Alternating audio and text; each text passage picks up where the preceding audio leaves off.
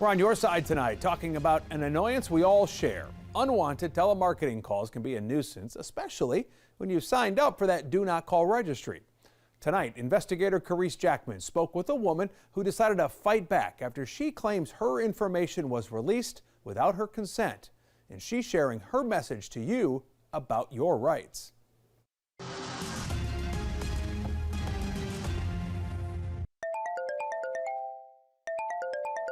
If you ask what annoys Heather Gaker, it's getting constant calls from strangers.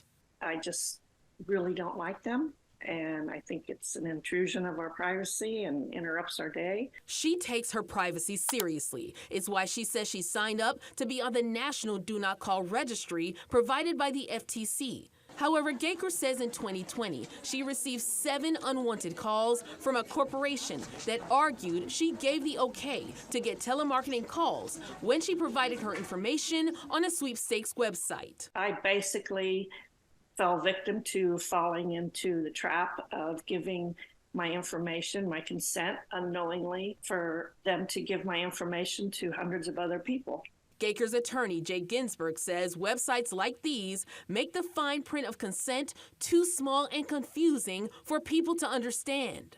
The website does everything it can to divert the consumer's eyes away from the fine print camouflage telemarketing language and instead to look at the dollar signs and the colorful letters that say, where should we send your money? So in discovery, we realized what was supposedly entered.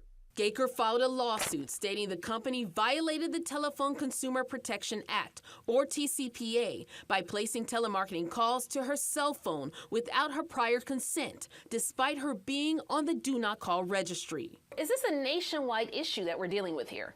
It is very much a nationwide issue. Heather alone, when she went to this website, her data was passed on to hundreds of different telemarketers. And there are countless other people who submit this site. It's not just sweepstakes.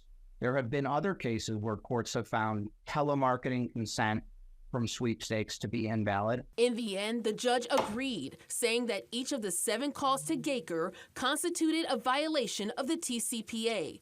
The court awarded Gaker the maximum $500 for each violation, totaling around $3,500. Gaker wants consumers to know they too have a right to fight for their privacy and for companies to respect it. It wasn't really about the money for me, but my whole thing about these telemarketing calls are I want them to stop. With this Watching Your Wallet, I'm Carice Jackman.